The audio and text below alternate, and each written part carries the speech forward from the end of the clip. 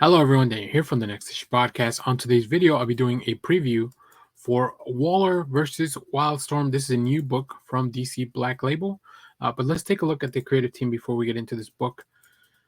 This book is written by Spencer Ackerman and Evan Narcisse, with art by Jesus Marino, Vicente Cifuentes on inks for pages 21 through 31, Mike Atia on colors, and Dave Sharp on letters, with a fantastic cover you can see here by Jorge Fornes. This will be an oversized book because it is Black Label. So let's talk a little bit about the premise here, and then we'll go into some preview art.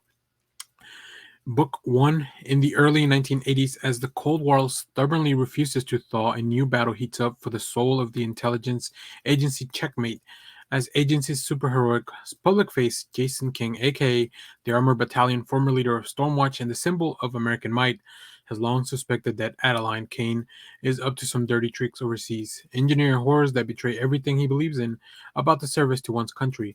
But King doesn't know that Kane has a clever new ally, an ambitious young woman named Amanda Waller.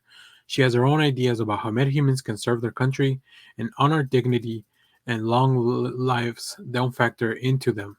National security reporter Spencer Ackerman and comics video game writer Evan Narcisse team up with veteran artist Eric Battle to celebrate Wildstorm's legacy of espionage-flavored superhero morality plays, pitting Stormwatch against the deadliest people in the DCU, including Deathstroke himself.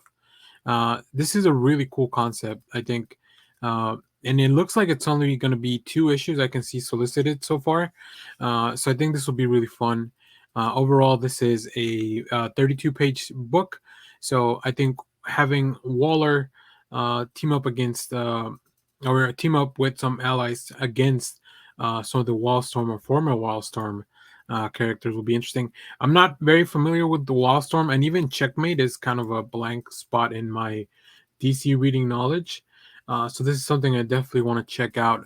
But let's take a look at some preview art here so you can see all the artwork that we have here. And as you can see here, very much like I love these establishing shots real quick, like just kind of updating and everything. But overall, very DC Hive style. It definitely reminds me of some of the older Wildstorm books, but with a little bit of an updated feel. Some Band-Aid dots here for the shading to give you that comic book feel for sure. And yeah, it looks like it's going to be a very fast-paced spy thriller adventure.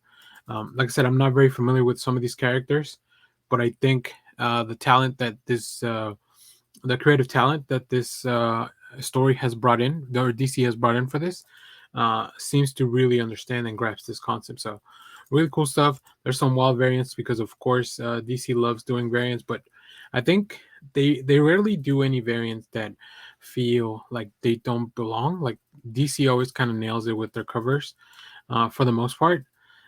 Whereas I've seen some other, sometimes, especially Marvel, like they get stuck on a gimmick that maybe it's not for everyone. So I don't know.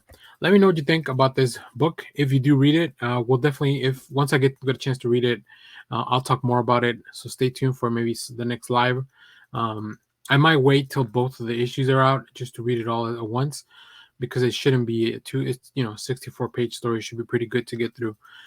So let me know what you thought about this issue, and of course stay tuned. We have more comic reviews, trailer reactions, TV recaps, all that fun stuff here in the channel. We'll have some look at those variants at the end of the video. So let me know which one you picked up down in the comments, and as always, thanks for watching, everyone. Bye bye.